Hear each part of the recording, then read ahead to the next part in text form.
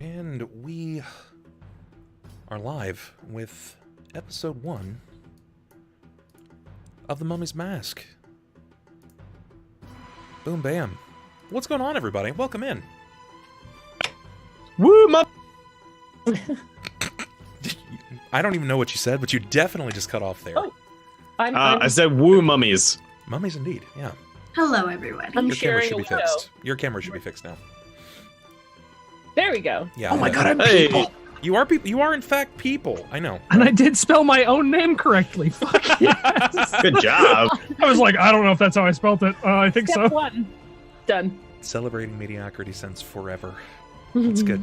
Right there in some form of success. Guys! Solid C- of a human being. Welcome in. Man, it's been a wild ride trying to prepare this game. I know that some of you guys have never played tabletop games before. Some of you have some experience. And at least one of you has quite a bit of experience. This is a pretty interesting group, I think, altogether. I'm very excited about it. Because you guys won't be able to, like, carry anything at all. Just looking over the sheer stats. No. It's not a matter of losing. Just looking over sheer stats. If Abasi goes down, you guys won't really be able to carry anything over like 70 pounds. I say we get a mule immediately. I am your mule. Well, that's the problem. You're a mule who's going to be also our tank. Is there like Egyptian body pump? I can just go and try to get buff. Well, you know, we can dream. Where there's a will, there's a way, and if you have the coin, then I'm sure we can make some things work. I think I have. Neferani has coin if you have wares. I was waiting. I'm actually glad it came out Right. session 1, first 10 minutes. Just go in. My stream was like, if you don't. Perfect. Jokes made under threat Yeah. are the best one. Yes, they are. So Perfect. I think the safest way to start this is to kind of just let everybody know what you guys are playing. We can start with whomever is most comfortable. I can also just start with some of the more interesting house rules, things that you guys may not necessarily know or expect to know. Hopping into one of my tabletop games. Given the things that your chat has done to me in previous games, I'm really terrified of that sentence. Listen. I've learned a lot, okay? And I've taken away most of their privileges. What did he say at the start of the As last they game? deserve. Nobody will fuck with your penis this game, I promise. And then it ended up attached to Blacklight. What? Look, I made out like a fiend in that situation. Wait, so in other words, can we be like unicorns with this? In Wait, poor penis. In the last experience, my players stumbled into a mad wizard's private abode where he was practicing dark and illicitly evil magic, and one of his books were trapped that if they were to read the incantation aloud, it swapped all of the genitals of every living creature in the room. Including the badger. Including a pet badger. Okay. Well, that's a thing that happened. Yes. All right. It was a moment. But, you know, we're here now. And that's all that matters. We live and learn, and I hope that you guys stop reading books that are just left open on wizards' tables. I'm not reading anything. Abasi's officially illiterate. I'm just trying to sell it. I'm gonna read everything. Oh, boy. Oh, God. You're going to have to beat Pilakka to it, which isn't hard. She's not very fast. This is We this can is read really it good. together. Oh, Well- she would love that, yeah. You just got to keep start. on. To start, guys, if you are from another one of these wonderful and beautiful streamers communities, I am Bub. I am your game master of this entire excursion. I have lots of years running, and this is Pathfinder. Pathfinder is a lot like Dungeons and Dragons in a lot of ways, but it takes some of its rules and it kind of runs with it of its own course, if you will. If you have experience in it, that's great. If you don't have experience in it, maybe I can show you a thing or two, but I don't really play stringently upon the rules. I play very rule of cool, narrative driven. If you try, if you're not afraid to roleplay, then I will reward you. But if you are just going to rules lawyer me, then we'll have to find a new way to run the system specifically for you, because I don't really hang on that. I think that's not as interesting or fun, but to each their own. That's just not this kind of game. And I guess I'm gonna help you guys live through the story vicariously through your characters. Each of them is an aspect of themselves in some manner or another. Now, I'm not necessarily saying that KO is naturally a sleazy kind of rogue, but he might be depicting one of those. I know how to talk my way out of things. He's already playing the part. It's wonderful. I dig it. Okay, so let's talk about our characters. I want to start with Blacklight. Nick has had this character in the bank for a long time. Yeah, Pilakka is from very, very far away. One thing that's interesting about her that you may be lucky enough to notice is that she is a bird folk. She's a crow person, specifically a Tengu. And she is here kind of is following the whiffs of rumors that many mystical arcane secrets can be found out here in the desert. Where she's from, what her motivations are, I'll let everybody find out. But she is not your average bird. We'll put it that way. All right. And for those of you that are at home, if you don't know what a Tengu is, Tengus are basically crow people. Just to kind of help you understand that a little bit more. In fact, I have a token which might kind of help here. I'm going to switch over to our map screen and zoom in as much as I possibly can to show you guys the tokens that we have here. Boom, bam. There we go. So these are our actual tokens. This is what we're going to be using for the duration of this game, unless you guys happen to have art that you prefer more so. They're sand-colored borders. If you're watching on stream, you can see that. But also, if you're not seeing this, then it's in that direction right there. You should have been pulled right to the corner of the map. This is Pilakka right here. Pilakka is a witch. I like how it corresponds to us in our camera. Yes, I did it on purpose, actually. I like the raccoon. The Solid attention to detail. Well, witches get an apprentice or a familiar. So what else was I going to go with? Something that's not a raccoon? Don't be. Very Fine good. point. Who would like to tackle their character next? Sure, why not? I'm playing Donkor. Donkor is a skinwalker. He is a scale heart, which is basically like a were crocodile. He is particularly weak. So despite the fact that he can transform, he has a very weak physique, which is very abnormal to most were-crocs, or in this case, scale hearts. But he was abandoned at birth for this reason, because he was kind of a little bit of a disgrace. So he took up the role of trading, and kind of learned how to talk his way out of situations because he knew he was weak. He uses his transformations to his advantage to get out of very interesting situations. He's a native to this land. He kind of knows Gnomish already because he doesn't want to be lowballed out of a deal. Sure. And then he has some other cool little things, like he knows Elvish. He had a run-in with elves once before, and he's a bit of a linguist. Way around. Yeah, he knows his way around.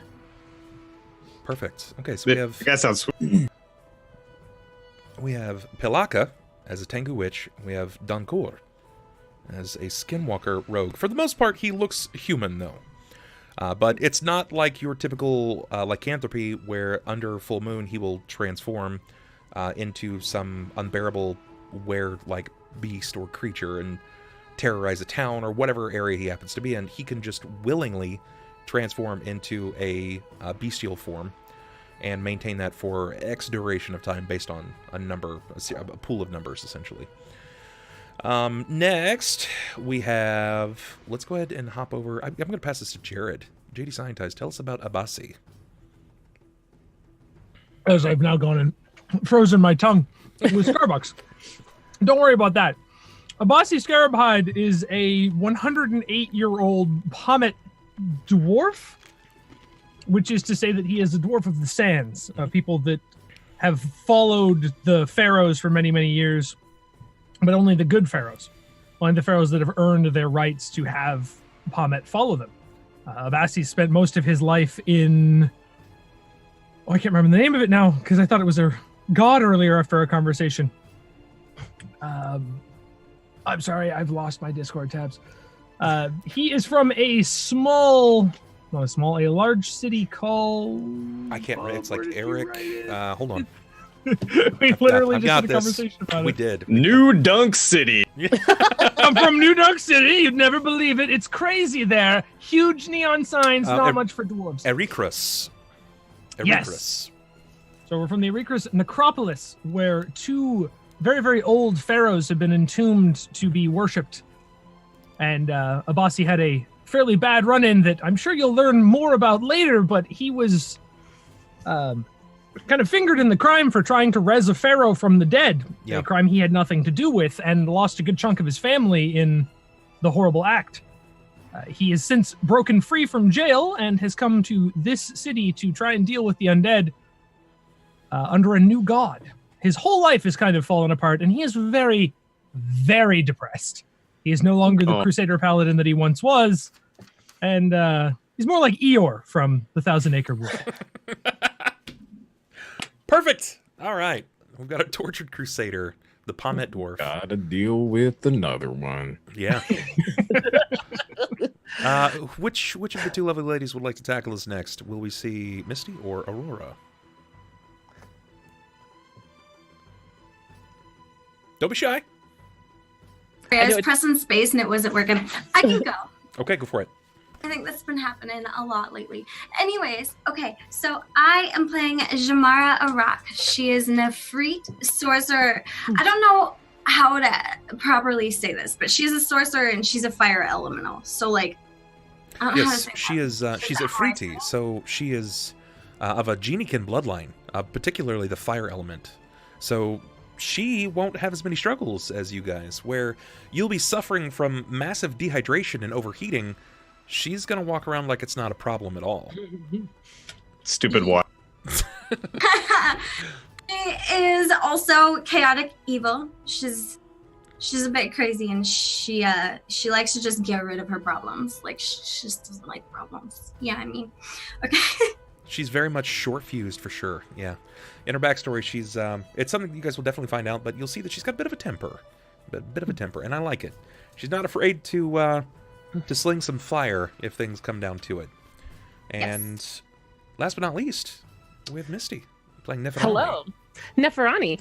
Neferani has wares if you have coin. I'm a pretty 21-year-old catfolk, pretty naive and very just likes people and other beings.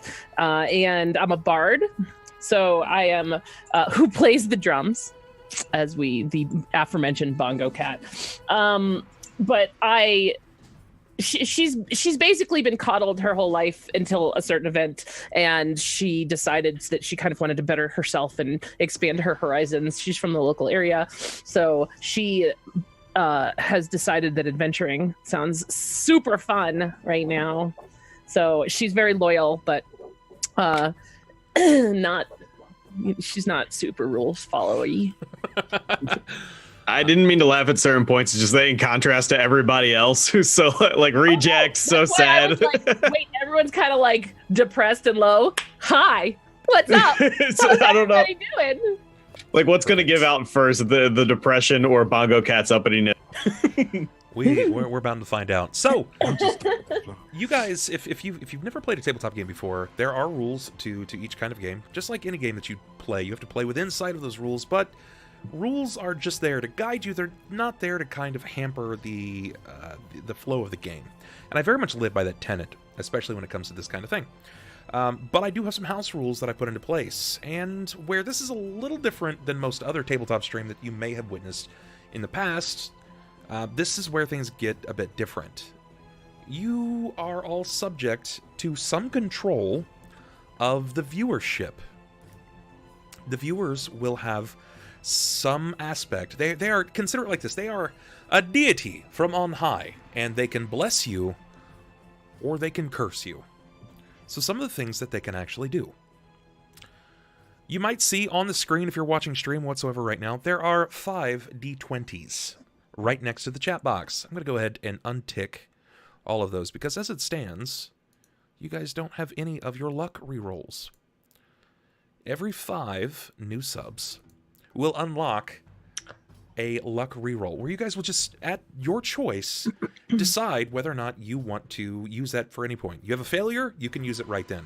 And it's not just 5 for the team, it's per each of you. So for each time someone needs to use it, you guys can actually use it right then. And each of you will have those distinctly. Little Bunny Fufu actually just gave you your first one, so there's that. Nice. Right out of the gate. This definitely has saved our group in the past, Jared. It has. Yes, a lot, especially when somebody decides to shoot god-tier wolves in the eye. Gonna disagree with you on that. Never happened. There are monthly effects that come from Patreon. I like to incentivize as much as possible, so incentivization does even follow on Patreon. Once a month, those at the $10 tier can actually put in unique custom fails on the failure chart. If you fail, it's not like you lop your leg off, but it is something that's generally kind of bad. Bad things happen. You can succeed as often as you fail, though, so that's not really much of a problem. One of those effects that seems to be really popular is once per month, anyone at the $10 tier or higher can take a spellcaster and subject them to a wild magic surge. Just one. You can't have them do it over and over and over again per that person, but if 5 people of that month say, I would like Aurora, I would like to see Jammara be struck with wild magic, and they all say right now that her next 5 spells could be wild magic, and it could be something crazy. She could go to cast Burning Hands upon something, and instead parakeets fly out of her palm. She could turn her body reptilian. She could summon the aid of a god, or summon the curse of a clan of enemies to come fight you. It could be something really terrible. Accidentally turn the entire room we're fighting in into an active volcano. Yes, that's happened. Yeah, it was definitely a thing. So, I'd prefer that not to happen. Thank other you. things. Yeah, me too. That was Other fun. things. Items can be placed in the game. Wow, thank you so much, Martooth. That's huge. That's the next luck reroll right there. I'm going to have someone watching that for me because I'm trying to explain things. Thank you so much, Martooth. I appreciate that, buddy. Items can be placed into the game along with other various things. Would you like to see a monster? Maps, creations, curses, boons, banes, anything that you can think of. These things can be put into place into the game, but it comes down to you guys speaking with me. I do have a new rule in place of this. You cannot place anything in the game that has a higher challenge rating or positive modifier to the players greater than their level. So no more level 1 characters with Cloud's Greatsword. No more gunblades and crazy shit like that. See, it's a learning experience, like I've said. But we get there. What level was Lobos when he got that sword? 1. He was level 1. They gave him so many, he had to give us some of them. Yes. Luckily, he almost killed himself several times with that sword. Luckily, yeah. The 2 most prominent effects and features is the chat heals. Once per session, technically it's 3 times per session, the chat may influence a single character's heal, or a chat's like a total party heal. They can do this 3 times a game. So if you are falling into the red, you're about to die, it's like a deitic blessing. They give you 1 opportunity to come back. It costs them reputation, which is a chat-earned currency. You've probably seen it in a million other chats. Here, people can actually spend it.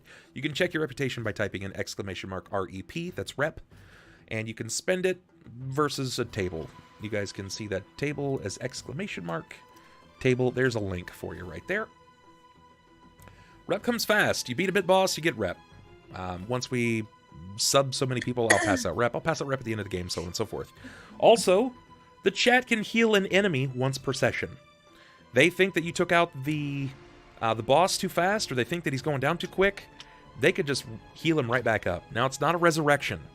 That's not a feature. They can't resurrect anybody, except you guys. They can heal an enemy, but you guys have something known as a Golden Aegis. Okay? The Golden Aegis is essentially your get-out-of-jail-free card. When you fall into the red zone so far that you are dead, dead, the chat can together pool their reputation up to an amount of 50,000. You only gain 1 rep every 10 minutes. So if the chat comes together and they raise 50,000, they can resurrect you one time. Just once. You'll come back clean as new. You may have damaged armor or damaged weaponry, but your body will have no scars that weren't previously there. Your health will be back to full, and you'll be good to go. Now, if you die after that, your character's just dead. That's just the cut and dry of it. If you decide that you want to run into the windmill of Doomblades once, and you come back, and then again a second time, and you die, I don't know. I don't know how to save you that time. Thought I could do it. You thought I could do it. Watch this. Right. I had face trauma. Just let us go at that. Hold my ale. I'm going in. Perfect. So, this game is going to have story into it. Remember, I said in the beginning it will be narrative driven. I do have expectations of story to start trickling out. I do have backstories for each of you, and I'm going to be working them into the game. I don't expect it to come out session 1. I don't expect it to all come out session 5. It's just going to start flowing whenever it's most natural. We may not see some of your backstories to the very end. Some of it may come out very soon. We'll find out. That being said, the better or the more interesting your backstory, the more that I have an opportunity to weave it into the tale. Now, I thought I was going to be clever enough that I could start writing it down myself, basically scribing it on paper so I can teach it to my memory. However, I started with Jared's, and it came out to about 4.5 pages in length in my own font. Donkor's was a little bit easier, and the same with Aurora's character. But when I got to Pilakka's, I said, nope, not happening, because it's a fucking book. Yeah, I understand. Yeah, and mine's not done yet. Yeah, I know. I was like, I almost felt like writing a book. This will go on another day. I will continue at a later point. Sitting on Pilakka is the reason I am writing a book. Perfect. So this is So your module. Right here. This is the book that we'll be running out of. This is called The Half-Dead City. This is book 1 of 6. This is going to take us from level 1 to level 4. If you don't know what that means, that's fine. You'll learn in time. But this is supposed to last us 12 to 16 sessions. That is 3 to 4 months. The other 5 books can go that long as well. If you decide that you want to opt out, it's not for you, then that's okay. You're not going to hurt my feelings. Tabletop gaming isn't for everyone. I get that. Or maybe you like it, you just don't like me. That's also okay. I was just about to ask that question. That's also okay. What Not if the problem everybody- is you? Yeah. Not everybody it's likes not me. It's you. Yeah, Yeah, exactly. by session 3, I don't fucking know. Yeah. Like, I man, love D&D, but you are a dick. Yeah, this game would be so much fun if this fucking guy would stop talking all the time. Yeah. So, again, it may be for you, it may not be for you, but you've given me these next couple of months to tell you guys a tale and to make memories, and you know what? I'm going to do the best that I can. And hopefully, I can permanently introduce you into the tabletop world and you find it fun for you. I think Misty's been sold for a while. She's definitely been gaming far longer than I have. And that's incredible. I only hope that I can wow her. That's... No, you can't. Because even though I have a lot of years, I don't have a lot of I don't have like a million groups. Like, I haven't played regularly, but I mean, I have been playing for 35 years at one point. Like, since I bought my first novel. No. Yes, I never stopped. I'm on my first campaign. We're now level 746. Oh, damn. Oh, man. And you're playing right now. Yes, We make Lord of the Rings look like child's play. Yeah. Right. I mean, please, Frodo. Lord. Fucking rings. Perfect. So, this book is very well written most of the time, but I found today that it's got one weak spot. The introduction. This particular book has one spot of what I like to call lazy writing. And when looking into the very first paragraph of what it means for you guys to come together, it basically says all of your players are friends. They know each other and they want to go on adventures together. Oh, yeah? Aside from the cat, which one of them? One. Yeah. So, our tale is going to begin with you guys getting into town. You're going to be getting into Wati. You're going to discover what the town is actually like. And if you happen to wind up together, I mean, that's ideal, because inevitably you're going to be a party. But it's my job to present to you that opportunity. So, I've got to know why your characters might be coming to Wati. This has got to be clear for me, and it's probably got to be clear for the viewers as well. Now, I have a pretty good idea about some of you. Some of you started here. Some of you, this is your hometown. Or you may have just been a local to the area that you've come into this particular place, of which I think that might fall to Neferani. I think she is local to the area. Mm-hmm. I know that we have seen, or in the backstory of Abasi, he will be traveling here for a very specific reason. I am also aware that Jammara is a bit nomadic, and she has spent the last X years of her life looking for a purpose and trying to seek vengeance? Potentially. The one I'm most interested in starting with is Nick. Pilakka. Your tale is specific.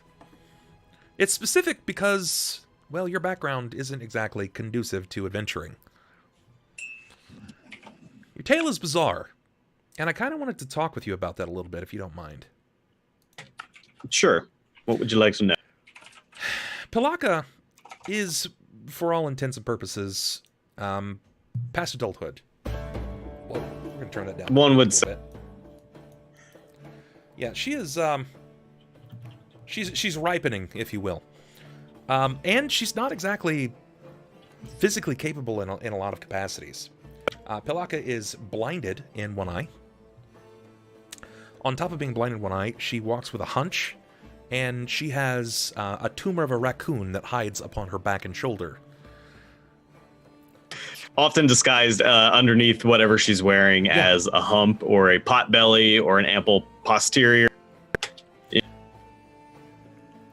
Why did you come to the city of Wati? Most likely, in Pilakka's case, by sheer happenstance. Pilakka most likely has been traveling now somewhere around the past, anywhere from the past couple of decades to the past 100 or 150 years. Okay. And she sort of follows her nose as far as arcane secrets goes. She's very, very interested at all times in learning new information, particularly of the extremely significant, like culturally significant, or historical, or even more than that, of the magical nature. So a place where they're basically saying, "Yo, come here and delve into our locked crypts full of arcane secrets." She's going to end up there somehow. So that's actually interesting that that's brought back up, because we've kind of backpedaled just a few days, and we haven't quite reached that point. But it is widely known that in all of Osirian, the Pharaoh, I can't remember his name off the top of my head, the Pharaoh has opened crypts and necropolises across all of Osirian, the Osirian desert, to make sure that you guys can properly delve to find goodies, and what have you. That would be... It's the Ruby Prince. I can't remember his name either. Kemet. Yeah. The Pharaoh Kemet III. He is also known as the Ruby Prince. However, that's different. Wati has arguably one of the largest necropolises to date. There's a lot of taboo events that have occurred there. There's a lot of hubbub, lore, and history that revolve around this particular area. And for one reason or another, it's not been opened up yet. So I'm going to give you guys a little bit of a brief background on Wati, and this might help you define your reasons, okay?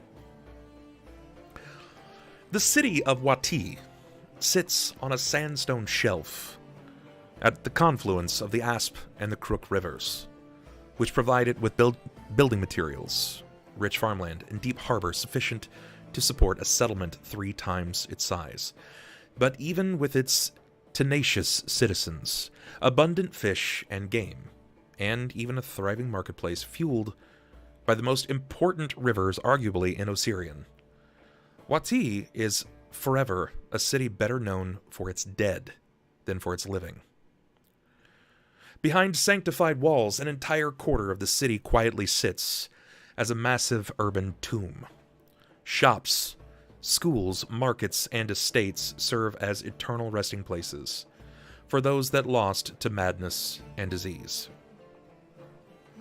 Now, it took a long time to build the wall around this. In fact, it was about 1,800 years worth of interment, courtesy of the Temple of Pharasma and various individuals that came over.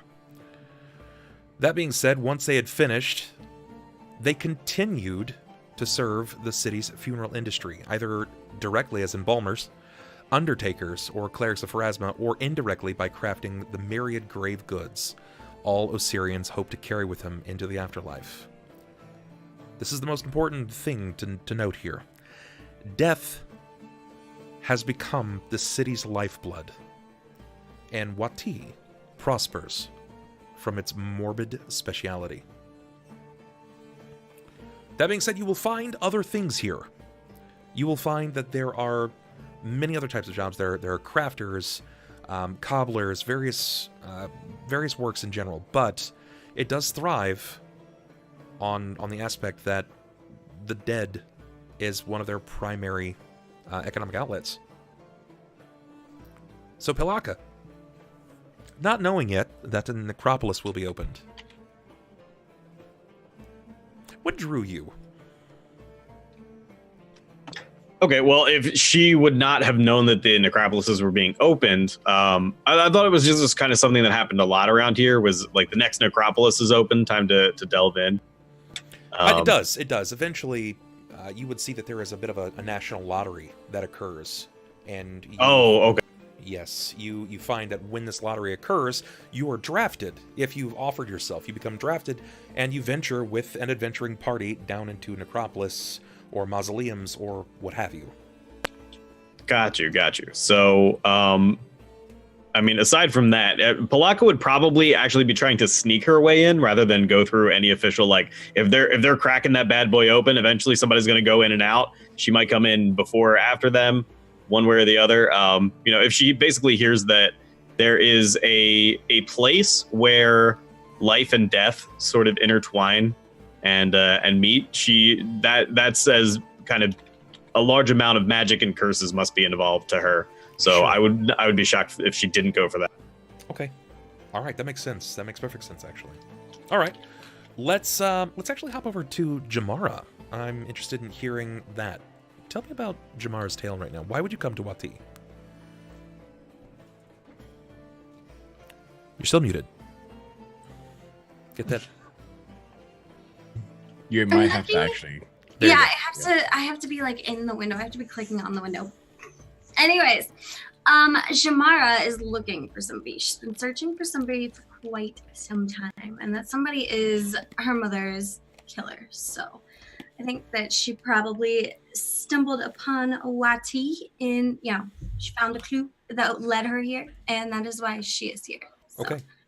So your goal is to find clues upon those that assassinated your mother.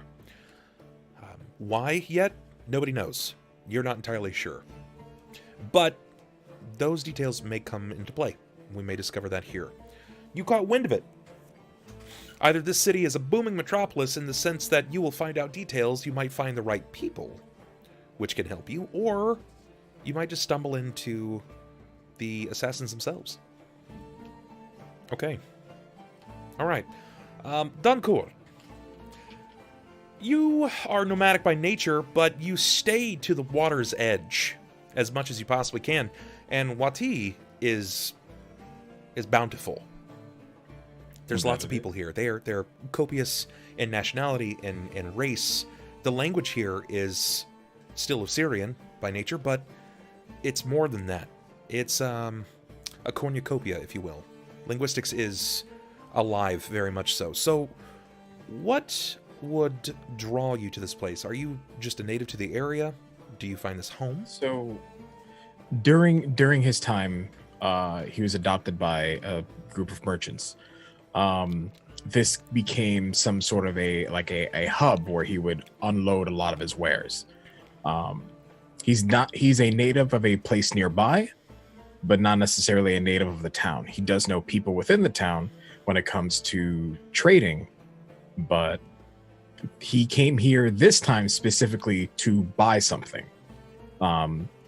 He's not entirely sure what he's looking for. Okay. He's still trying to gain information because it's a very rare artifact, or so he's told. All right.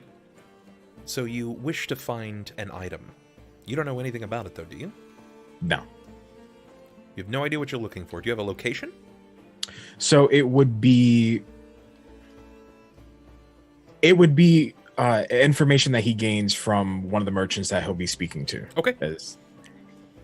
All right, that's fair. So you've come specifically to find a particular item. You've been hired, if you will, to acquire an item, but perhaps an instrument even. We'll find out. Abasi, my poor paladin friend. What drives you? What drives you to Wati, the city of the dead? Alcohol? Abasi, mostly alcohol. Abasi came upon his wife's body after they were trying to resurrect the pharaoh, and while he was imprisoned, was told by what he wholeheartedly believes to be a god that his only choice, his only way to rescue himself, to move forward in life, to find out who killed his wife and who framed him, was to come to this city and save it. Now, the city seems perfectly safe and there's no issues with it yet, but he understands that something horrible is happening where he's from with the undead, and a large portion of the city is locked off basically to be death. So he's not sure why he's here yet, but he has a very, very vague reasoning in a vague direction and nothing else to go on. So currently he is hiding his appearance and his identity and trying to get his way into this town to find out more information. Perfect. Perfect, and that shouldn't be a problem. You'll find your way in through the area known as the Asps. The Asps is essentially a weave, a maze of buildings and roads that were very poorly calculated when in placement, but it is a lot of your physical laborers, a lot of buildings that aren't well kept, but they still manage to stay from asunder. You'll be able to weave your way into the society very quickly. And then we have Neferani. Hello. Why are you here? Is this your home? It is my home, Okay. but I've been very curious my entire life what is behind those walls. And the fact that we're able to go in is downright exhilarating, and I am super stoked to go in. I have not really discussed it with my family. I do not believe that they would probably mind, but at the same, since I am an adult. However, I'm just kind of looking for people who I might want to go on an adventure with, since I am here already, and I'm able to observe and kind of pick and choose who looks like might be either complementary to my, or looks like they need help, like an old bird with a hump on their back, perhaps. Perfect. Okay, this is good. So Trying not to be seen. Help. Right. It's actually interesting that you very bring perceptive. up again the Necropolis. You are the only person inside of this group as of yet that is aware, or at least you may have heard. It's in hushed notion that the Necropolis may be opening up. It's spoke on in dark alleys and in shadier dealings that the Pharaoh is basically leaving declaration for open season on the Necropolis. It's not spoke of generally in the public, but you have very keen ears, and you're not afraid to dip down some of the darker side of Wati. Now, if you decide that you wanted to share that information, eventually you totally can, but it's becoming a bit more of a hubbub. You're seeing that more and more people inside of the city are starting to look to those walls for hope, for some, fear for others. Now, there is a history. Now, anybody that has, at this point, knowledge history or knowledge local, you guys can actually make checks based on the events of the past. If you're not sure how to do that, on your character sheet in the skills area, which is the right of the first page, look for the knowledges, and then click on either history or local. I'll take both.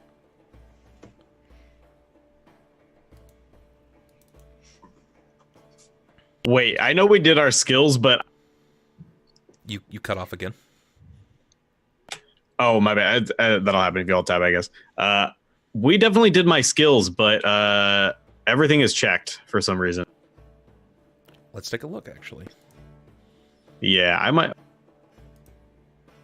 You're a genius. You know all the things. You can't be stopped. Never mind, I'm dumb. I was in my setting. All right. All right, remember, you can just click on the skill itself, and it should roll that for you. I do not have knowledge. What were the knowledges? Either knowledge history or knowledge local. You could even make it untrained if you'd like to. You could still roll very well. Let's see what Pilakka picked. It's not terrible. That's terrible. Abasi just... At least you're honest. Anybody can make this check, even if it's an untrained skill. I already know, though. Correct? The information. Or should I roll regardless? You should roll this just to see if you may have picked up any other details about this, depending on how much you might know. You're going to know the local lore, but okay. you may have learned something else. Okay. So, do we have anything from Donkor? Just nat 20s it. Knows Give everything. me 1 second because it looks like I'm like disconnecting, apparently. Okay. Not a problem. I don't know what's going on. Unfortunately, Roll20 can do that from time to time. It does, yeah, it does. Not a perfect system, but it's been a pretty good facilitator thus far.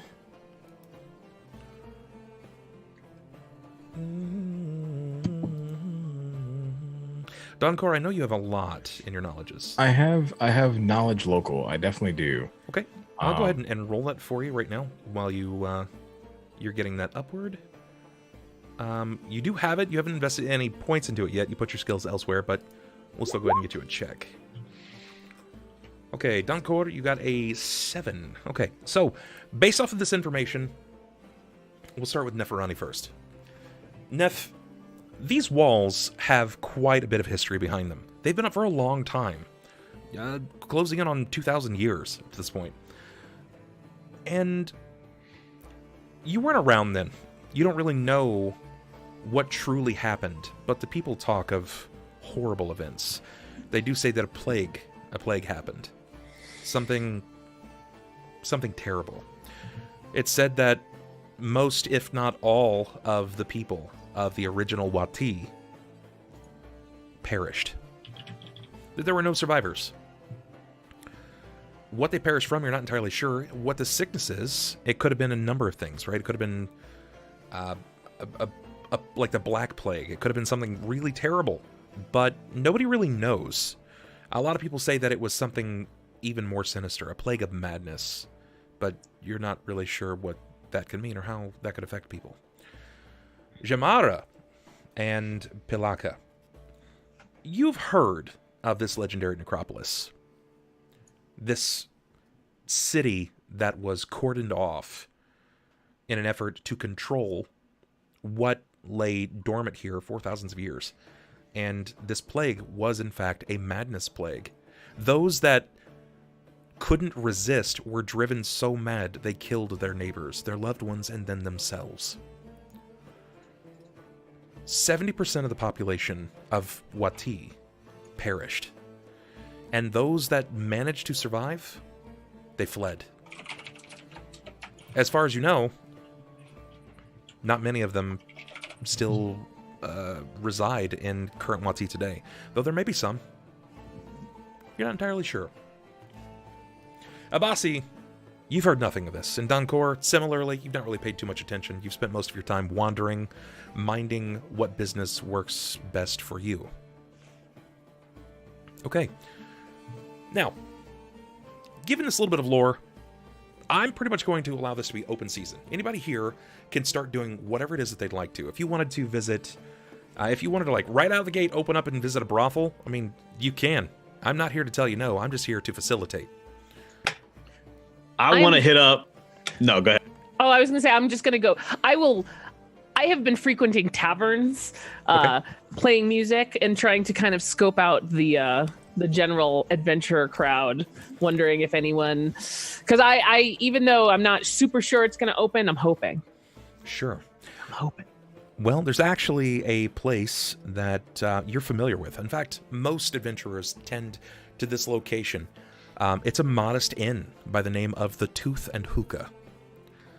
And it's seemingly taken its name from a mascot. They draw their water from a deep well that happens to be inhabited by a bit of a celebrity. There is a crocodile named Toothy in their well. And they drink his water. Yeah. Well, it draws in from the river, from the river itself. So there's just one well with one dude in it, just chilling. The bucket comes down. They give him some food. It's after they filter out the crocodile. Yeah, I hope. Filtered crocodile water. Yeah. That's how they stave off the madness, is by drinking crocodile water. Mm-hmm. True story.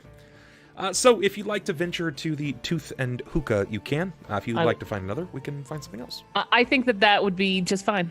Let's go there. All right. So I'm going to go ahead and swap some songs out here. Ooh.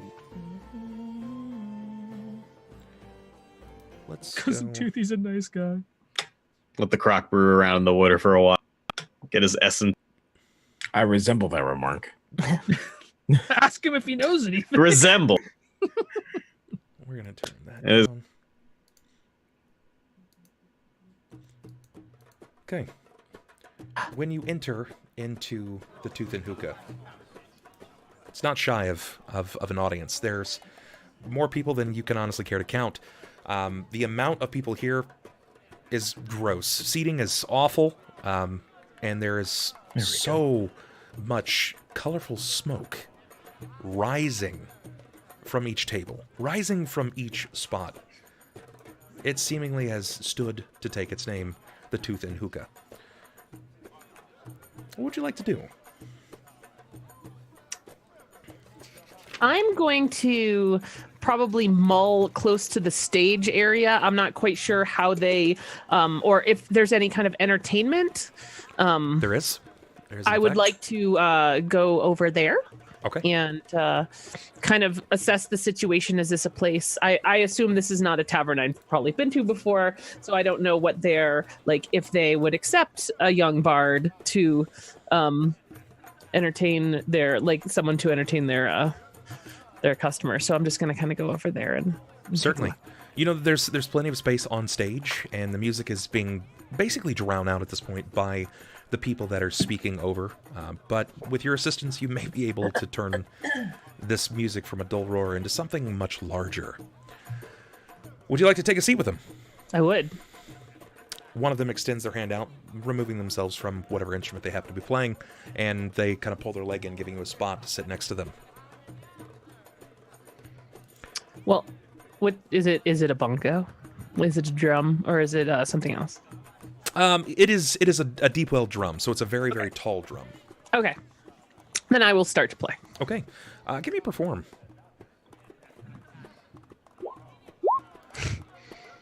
God, that new system is so good.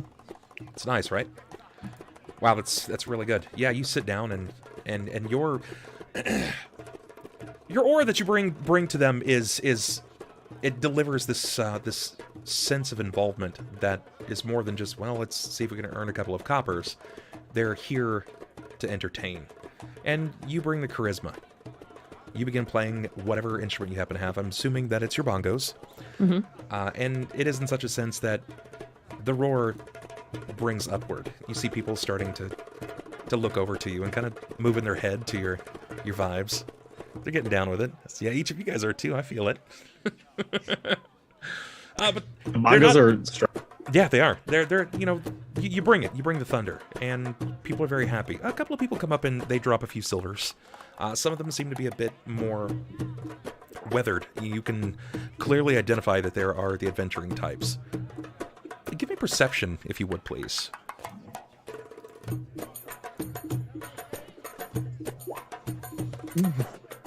You clearly pan the room, and with much clarity, you can quickly see whom of which are among the more interesting, the more wealthy, and the threats. Now, back in the corner, very much like Strider from Lord of the Rings, you see that there is an individual. He struggles with a bit of a height complex, and he seems to have very dark, sun-kissed skin. Do me a favor and describe yourself, if you would, please. Abasi. I was like, the height complex. Shit, is that...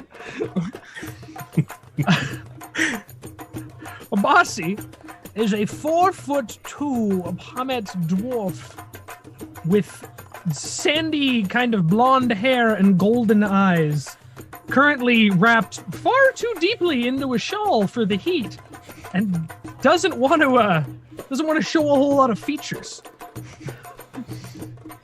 Does he have any weapons or anything like that on the table near his person? Is he just kind of keeping his head down? Abasi would have... Well, Abasi's scanning the crowd. He's currently looking for any information he can find on this town at all, and as to why the hell he would be here. And on his belt, he has a large khopesh. And on his back, he has a very large, heavy steel shield. Okay. And a quiver of javelins. So in your seating arrangement, which is nearly an armory at this point, you scan the audience as well, and you kind of briefly, if for not anything else briefly, lock eyes with the catfolk. She seems to continue scanning the room. Maybe it was just happenstance. Who knows? But she's sized you, at least enough so. You also happen to see that roughly at this point, the door sidles open very slowly, and a staff weighs in. Following behind that staff is a most precarious sight. A crow.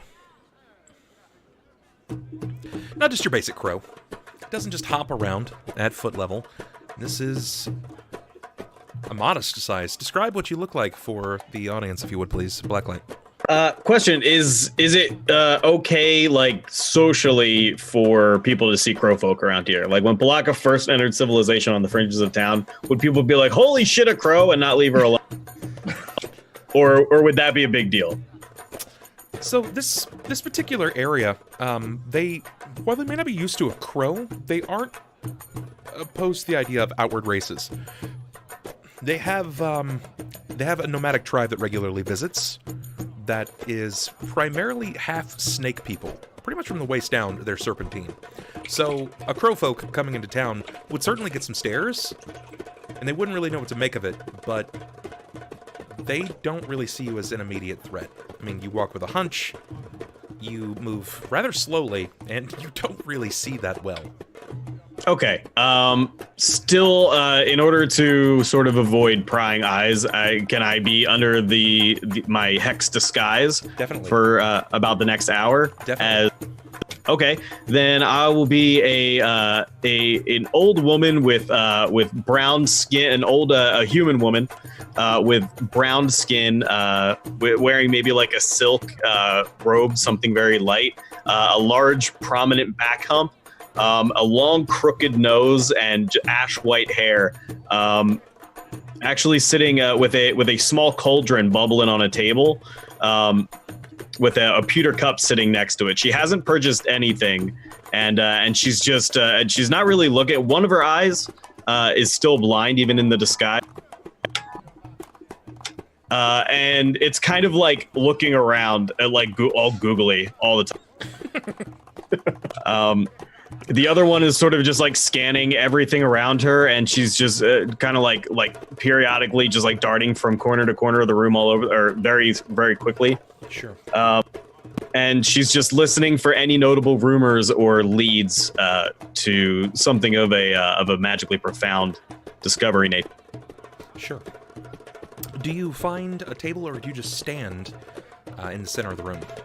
She would likely be either at the bar in like the corner, or in a booth in the corner, table. I don't know what's the seating situation.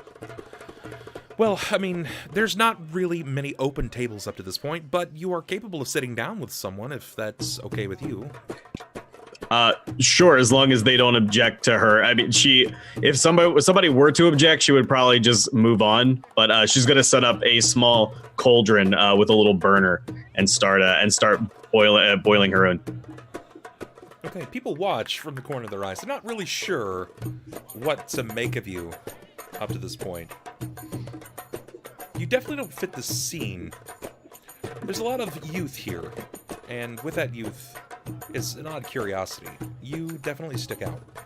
But if you don't make a big stink about things, if you don't ruin people's experience, they're not going to say anything back to you. Now, while this is occurring, we're going to backtrack briefly to just outside of the Tooth and Hookah. And I'm going to pull your music down a little bit. And we're going to head over to Donkor and Jammara. Now, Donkor. Yes. You know that you're here looking for something. Right. You've been leaning on the merchants to give you information. That's right. Sorry. That's fine. Jammara, you are here looking for something as well. Maybe someone, something, an item, a clue, just something to give you direction. Yes, I need some direction. You are meandering about Wati, minding your business, but that's difficult. There's not really much in the way of minding your own business. You're beautiful. Your character is the walking embodiment of rich, beautiful flame. And with that, you draw moths. You draw the most interesting stares and features. Catcalling is something that you've been used to your entire life. But some people take it a bit too far. Now, Donkor, can I get a perception from you, please?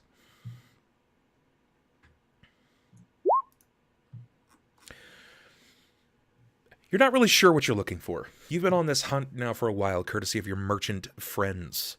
And you don't know what to go. You're out of leads.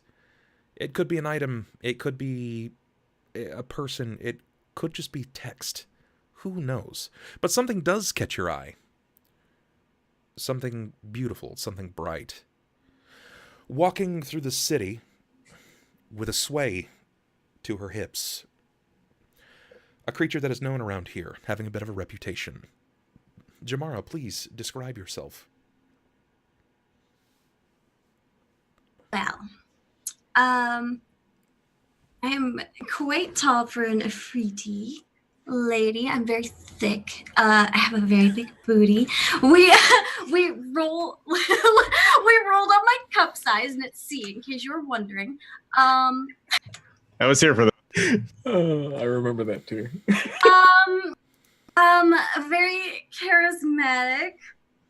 I'm describing myself physically, right? Yeah, go ahead. I've got an image up to kind of show the people at home what they should be looking at. Yeah, I have lots of gold and like jewels and stuff happening too. Yep.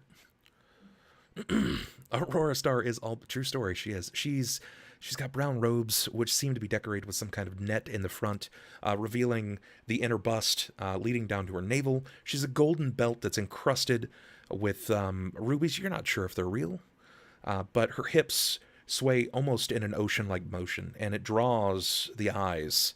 They want to follow. And for very obvious reason, she's incredibly appealing. You see other people in a similar situation. While you are drawn to this flame, there are other less savory individuals following as well. Donkor, do you follow her? Do you follow them? What do you do? I would, if I see this going on, or if Donkor sees this going on, he would probably follow them. Because at this point, he's curious. He wants to know why someone who looks very rich is in this area, because it's someone that he would not have seen otherwise. Someone who's very out of place. Very much so. Give me another perception, Donkor, as you're following. And I would like a perception as well from Jammara. Okay.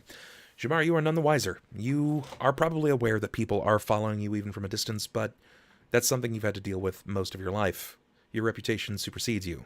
Donkor, you overhear as you are meandering through the streets, following along, that this person, if you will, is her name is Jammara, and her reputation supersedes her. I'm sure you haven't met her, but Jammara is local Assyrian for blazing.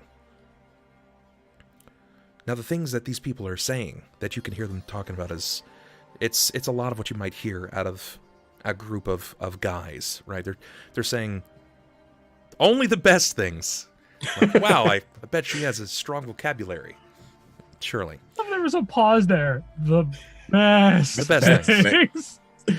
Thought there was going to be a pun there. Only the best things. very unsavory things. And it doesn't seem to bother her. Either it doesn't bother her or she doesn't hear this. Now, they haven't done anything physically, but as they continue to move, they're sort of stalking her.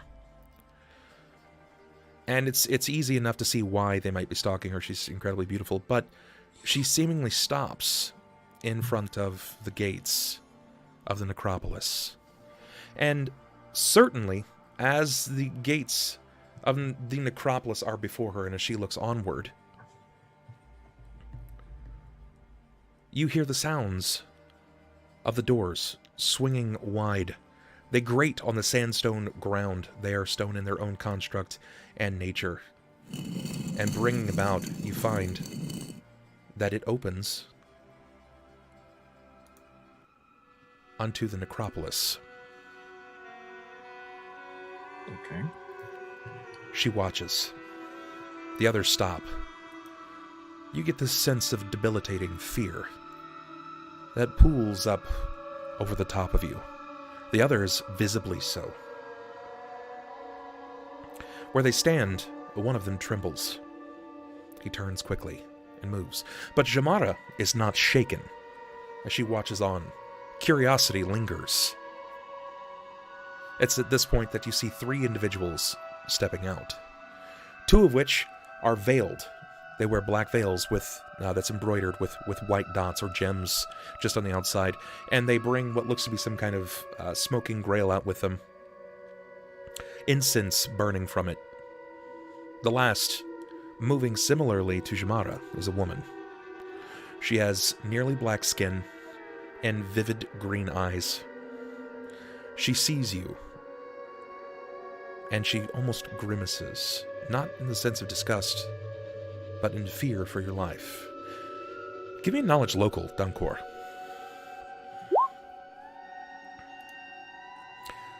Yeah, you've heard of her. She's the lead priestess of Pharasma. They call her Seti, the crocodile. She's fierce. Her reputation is... it's not pretty. Those that have relations with Seti, they tend to find themselves venturing off onto Pharasma's boneyard. Pharasma's boneyard is the place to be judged, where you lie in eternal wait, or you just die. You are no more. I can give you explicit details about Pharasma's boneyard, but it's generally not a place you want to be because it means that you're dead. And as a high priestess, staring at you, you feel like you're borderline marked. Now, you see her glance over at the flame that is Jammara. And when their eyes catch, they don't break, even as she continues to walk by. She's gazing at the blazing inferno, waiting, witnessing. Perhaps she's seen a future. Perhaps she's clairvoyant in a way. Who knows? But as she walks on by with her clergy, the gates close again. No one is allowed in. No one except Pharasma and her clergy. At this point, when your gaze falls back to the men, they're no longer there. They fled in terror. do you do anything? Do you say anything? Do you move up to her? Typical. They're gone. Anyways, everybody left. I think I'm still just gonna stare at her until she says something. Oh, she's walked on. She's definitely Just walked will go on. in mind, I'm yes. just gonna watch her. So Donkor will move towards Jammara and question if she knew who this person was, if she knew who the high priestess was. Okay. Jammara has never seen her in her life. I don't think. You haven't. That's completely true. You've never seen this woman previously. But then again, you're not particularly native to the area. You have lived very much so nomadically. So, you've at this point, you guys are in roleplay, so it's no longer, well, she's never met her, or Donkor's never seen. You are Jammara, and he is Donkor, so roleplay it out.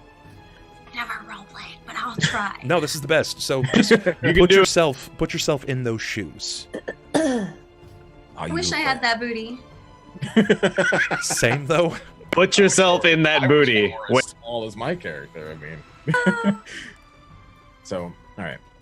I'm walking toward you, and I meet myself at your side, to then begin asking you the question if whether or not you know her. Do you know who the High Priestess was? You look confused, but you stared at her. I do. Completely in awe. Well, I turn to you and I say, I've never seen her in my life. That's interesting. She says with almost a stark candor, which is almost witchy by nature, as she kind of spins, her hair whips over her shoulder, and it seems to float or flow almost supernaturally so. Donkor would be mesmerized by this motion, but he begins to, knowingly that the High Priestess looked at him, and knowing what that would mean, begin to describe the situation to Jammara. When the High Priestess looks at you, it's as if she mocks you. You should be afraid. I'm still not scared. What can she do to me? It would be as if she's already foresaw your demise. How can you not be afraid?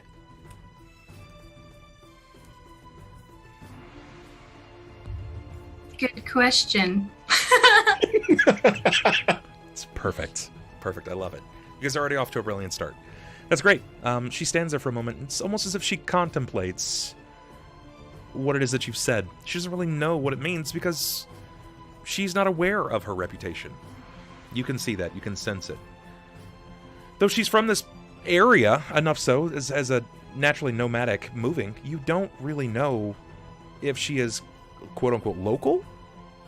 But not many people really know Seti. Nobody is really known to be close to her. So Donkor would know of Seti because he is a scale heart, and it's something that as he was growing up, it was a tale that was told to him. He didn't think it was real until at this moment he sees who she is, knowing stories. He can confirm that is Seti. So going to Jammara, he would then look at her and say, Now you know that when she looks at you, you're mocked. It's as if you've seen your demise. I think I've said this once before. However, I don't think you should be alone in this town. Not for a moment. Dude, he fucking slid into your DMs. I know, right? Sorry, I'm yelling. I know. How do I even respond to this? This is the one I like 10 minutes before, and I'm like, how can I nicely let this guy down? Okay. No, I'm just joking. I shouldn't be alone in this town. But I'm not really scared of much, so, like, do I believe you? Jammara, you kind of candidly throw your head in multiple directions, debating whether or not this person is just trying to mark you as a notch in his bedpost. when something catches your eye. Now, you've always been one to be kin to magic. It is something that natively runs through your very blood. And from the corner of your eye, you see that flame flicker. You're aware of it. But you can't really see it clearly. It's something that engages you, something that definitely draws you to it, like a moth to flame. You peer over shoulder, and you saw what may have been an old woman, a crone, if you will. But you can't be for certain, as you can see through the weaves of the arcane. There's something more that lurks beneath the surface. See, she's just walked into the Tooth and Hookah. And though you've been out, nomadically roving the Osirian desert, a drink does sound nice, even if Donkor is so befitting of a partner at this point. Do you follow the trail of this guise, this woman, this crone that seeped into the Tooth and Hookah, or do you follow up here with Donkor? How do you handle this? Well, I'm here. I'm after something. I'm looking for something specific. So if something caught my eye, yeah, I'm gonna go for that. So we're going into the. Oh shit! Do you just dismiss him entirely? No, I ask him if he wants to come with me. But I'm not really nice. Like the middle of a conversation, just walks away. Donkor would interject here and notice that something has caught her eye, something that's not him, and he would quickly survey the area but not notice, and he would then reply, You seem distracted. Am I bothering you at this moment? If you need to go, surely I can join you wherever you need to be. Oh, I saw something interesting, and I'd like to go into the Tooth and the Hookah for a minute. And that's fine. I've been traveling all day, and in fact, I would like a drink myself if you would join me. Drink sounds nice. Perfect. You both concluded that you will be moving to the Tooth and Hookah. It doesn't take you long, probably 20, 30 seconds or so. But at this point, the visage, the veil itself, has fallen completely over the top of our friend Blacklight, Pilakka. As you maintain your crone-like figure, crouch down over your pot, if you will, your cauldron, you feel the shifting of your friend moving slowly, almost like that of a slug, from your shoulder to your ass. Not really sure where the raccoon is going to stay at this point.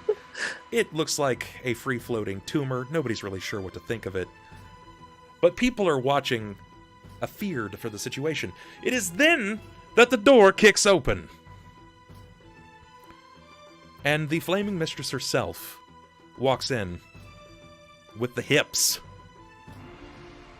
Donkor quickly behind. Now this draws everyone's attention. Literally everyone's attention. Even the music comes to a halt. The people decrease the tremolo of their voices. This wave of people are confused. Concerned? No. Confused. But then they return. It doesn't take much before they continue again. The Darbuka returns.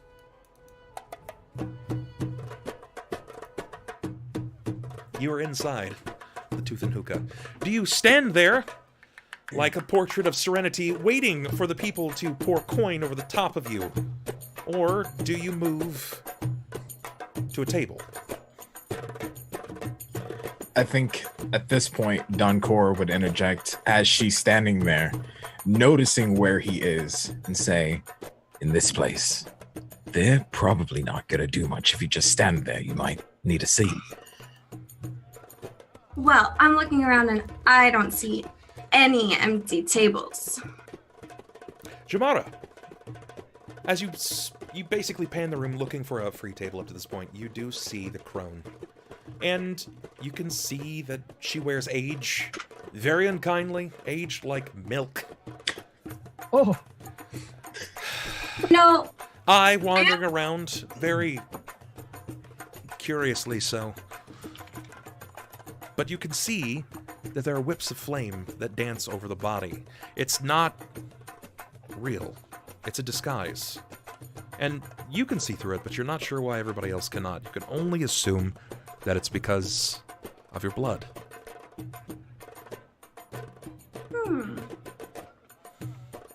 Do you move to the throne? Yes. I do. Okay. I approach and ask. Well, first. Oh, what if I want to bring Donkor? Do you say that out loud? No, I say. I call her a crone lady. You can hag, knave, peasant, whatever whatever you want to call her. You can do. There's that. a hag over there in the corner, and it looks like You can call her grandmama. You know. You can do whatever you like.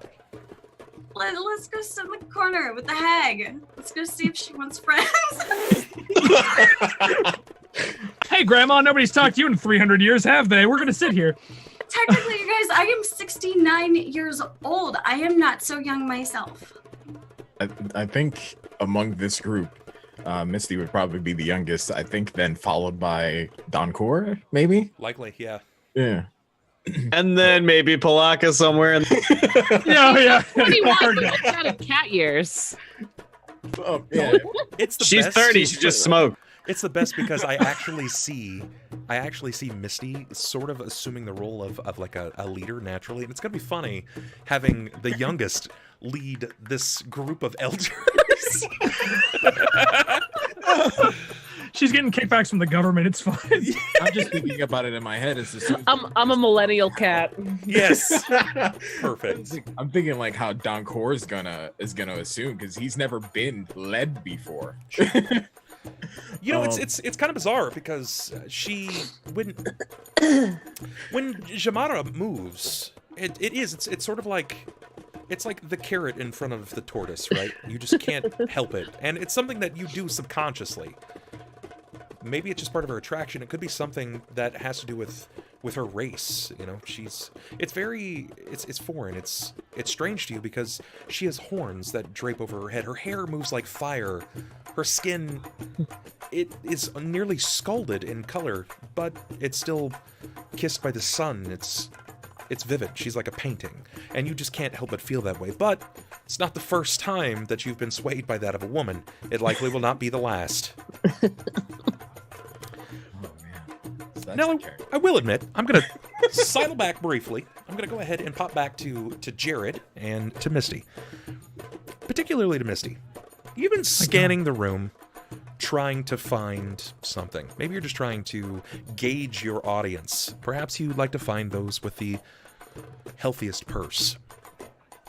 When someone does, in fact, catch your eye. Someone that seems far too sophisticated, potentially, for this area. Their leathers aren't sand-dusted. Their clothes aren't dirty. They have a cream-colored cape that looks brand new and a wide-brimmed red hat. It definitely covers their body from the sun beating down upon them. A woman. She seems to stare back at you. Her eyes never break away from you. Do you say or do anything, Misty? I'll continue to play and not break the staring contest. Moments pass, which seem almost eternal as you look onward. And it's that odd sense of who is going to blink first. And she does. But it's not like a hard blink where you're trying to wet your eyes again. No, it's a wink. Her right eye falls, and she winks at you. Do you respond in kind? I'll wink back, but with my left eye. Okay. Perfect. She grabs her stein, which in this case it's crudely some kind of like waxed sandstone mug, and she takes a drink and she tips to you. And she minds her business and just kind of goes back to bobbing her head to the song. Jared, Abasi sees this not so delicate situation. This figure traipses in, briefly commanding the room, and then immediately walks to almost obviously the ugliest thing in the room. You aren't sure why. None taken. This whole town's fucking gone to shit. The problem I have with Abasi right now is that Abasi's in a really, really terrible mood and a terrible place. And he's a bit of a dickhead, but God, does he need information? Yeah. Well, there's a lot of people here. Some of them seem to be informed. Others seem to just be wealthy. Many of them seem to just be dumb. However... especially to Abasi, a lot of them would look really, really dumb. Lots of mouth breathers in this room. So, you've taken note of the few people that catch your eye. You would see the catfolk woman. You definitely see this this mistress of flame that seems to hang over shoulder. The rogue, which seems to follow her naturally. I say rogue because he doesn't really brandish many weapons. He could potentially be a merchant. You're not sure. But from my perspective, there's not a whole lot going on in this room. No. Except for that. And seeing as I've been looking for information without wanting to engage too hard with people for fear of being found out. Yeah. It's kind of hard to stealthily make your way closer to a potential conversation when you're wearing half of a fridge. It's not. It's actually. It's a lot easier than you might think. Remember, you were in a hookah bar, so there are quite literally multicolored billows of smoke erupting from each table. And if there's one thing that I found in this particular situation, is that people of all backgrounds can venture to a table and split a hookah. Now, there's no one else at your table, because you've been less than inviting with your series of weapons. You also sit in one of the more shadowy areas, as to not draw much heat. Because I'm still all covered in everything. Yes, because it is it's a hookah bar. The ceiling in this area is latticed, so the smoke can escape. So did we say that Abasi noticed Donkor? Likely, yes, likely. Only because you walked in following Jammara. Okay. I think at this point, Donkor would be scanning the room, and Sure. he would notice in the dark this very odd table with a single man and a ton of equipment. That's fair. That's fair. You probably would see that there is a nearly abandoned table with a figure at the table. As far as all their equipment goes, there's one large khopesh on his hip, and it looks like a quiver of javelins next to him, but he has no company. I think that would be where Donkor would try to begin making his way, but then he notices that Jammara has her eyes set on another destination. Sure.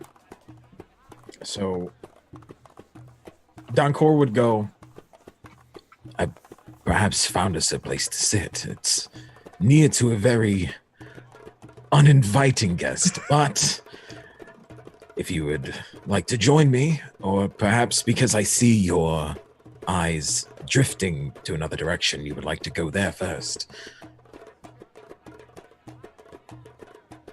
Hold on, I'm sorry. Is this at me?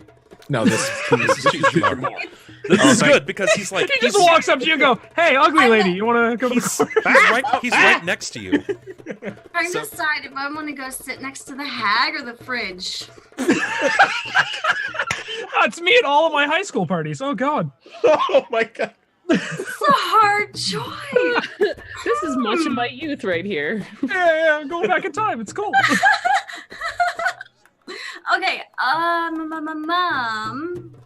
I think keep in mind at this point, Donkor already has his sights to join you somewhere, but he knows that you're distracted, and you can see his visible concern on his face about your next move. Pilakka is like, wait, Bub, can you remind me what drew my eye to the place in the first place? It's particularly the crone, this older woman. You can Crone, tell that which she is looks, Pilakka, right? Yeah, yes, but you can't really see what she is originally natively, but you can see what what she's trying to assume right now, which has managed to fool everyone else, but it's not managed to fool you. Remember, anything that you say, unless you declaratively state it otherwise, could potentially be heard by those around you. Okay. So if you're whispering, you should probably say that you're whispering. But if you're just like, hey, you a crow? Are you that person I saw walking in here 5 minutes ago? No. Okay. Seeing as how that is the presence that caught my eye, I'm not changing my mind. I would like to go sit over there in that corner with the hag. If you'd like to come with me, you can. I would love to join you. If you would excuse me for just a moment. I'm curious as to see why this man is sitting alone. Okay. Okay. Donkor, you take a momentary reprieve, and you find yourself moving to the table. Do you do so with arms crossed? Do you just meander up to the table? Explain to me how this looks. So he's casually walking to this table, understanding that this is a very crowded space. But around this is a very not crowded table. So his idea is he's going to first he's going to stand in front of the table in such a way that would make himself visible to Abasi. This way they acknowledge each other. And he'll open the conversation with, you seem to be sitting alone. May I ask why? Not exactly from around here, and, well, you can see how dumb half the patrons are. They don't really fit in with a pommet. Well, they may look dumb, but I can tell you, a lot of these patrons, they might be wiser than you think.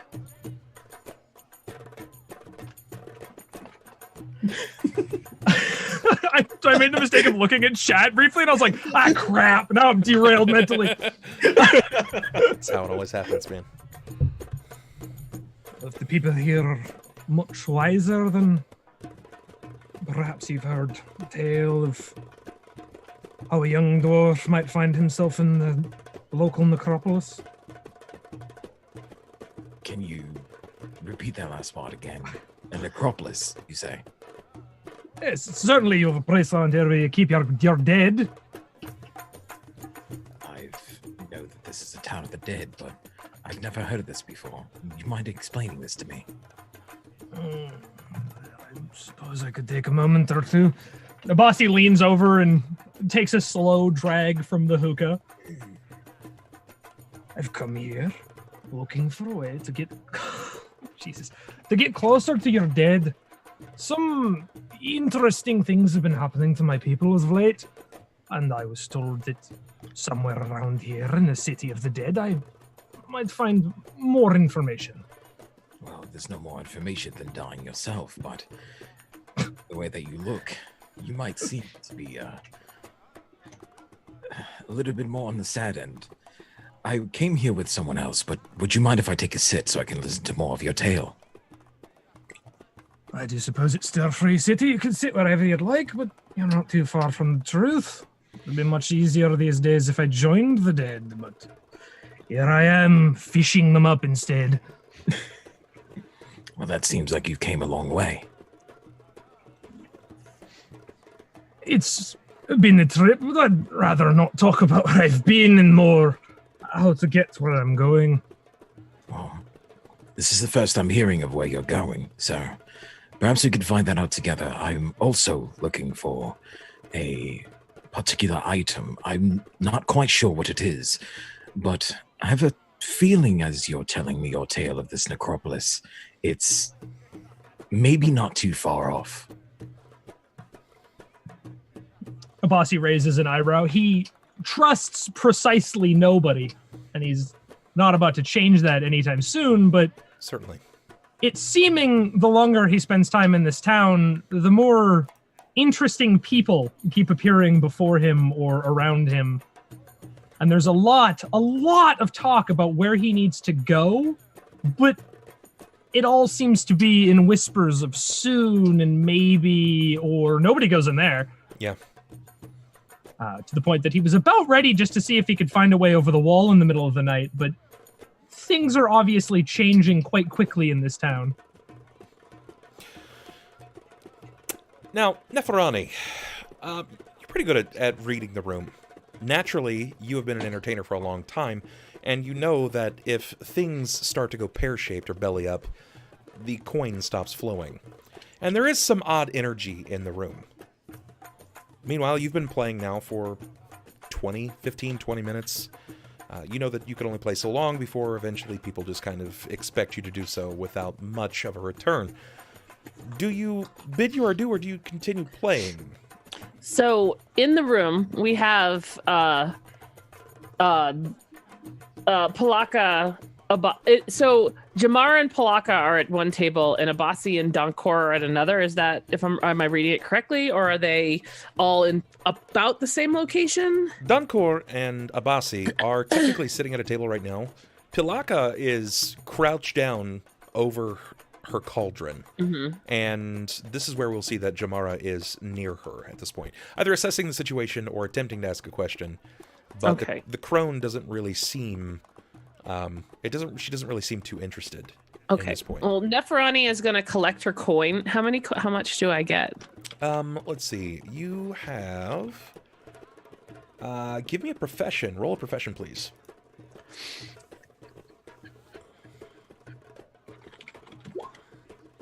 Wow. You are capable of gaining about 4 or 5 gold. We'll just say that it's on the high end 5 gold in copper. You see that the coin was spilling quite well, and you take your portion and you pass off the rest of the others. They nod and they're very happy with it. It's far more than they were expecting to get, to be honest. Remember, in this time, 10 gold, like 10 to 20 gold, is likely what someone would make in a year.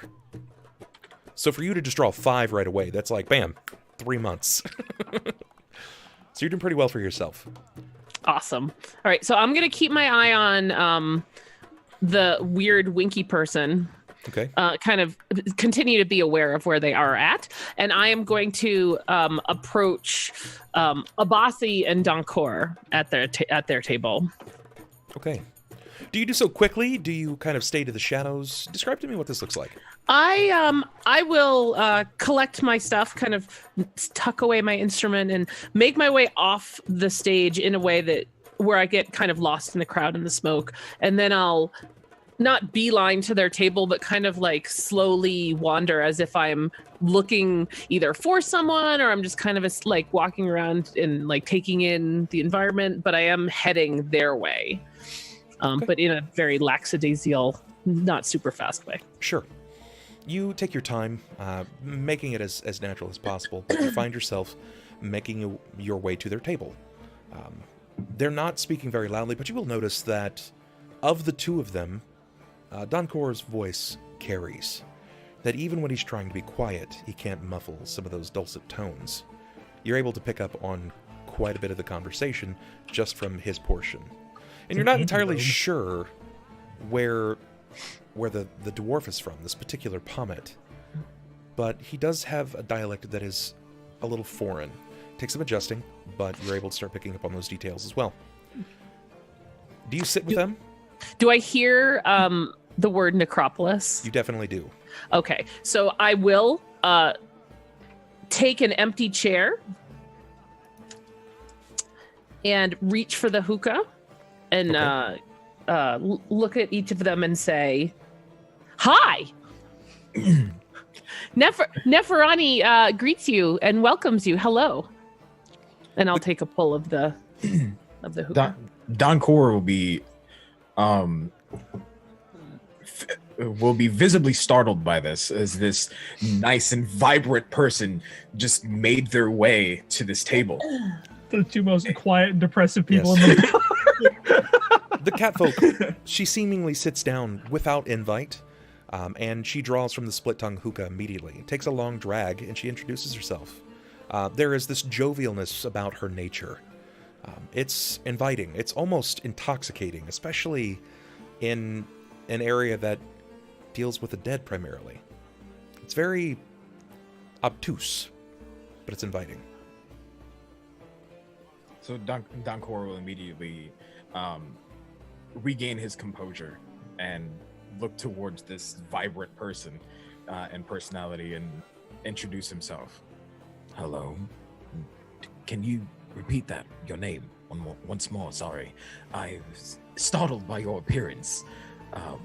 I'm Donkor, and my depressed friend over here has a name as well that I can't seem to remember, or he's never introduced himself. Abasi just sighs and goes, the name is Abasi. This startled friend of mine, he doesn't... listen, I'm just trying to gather as much information as I can.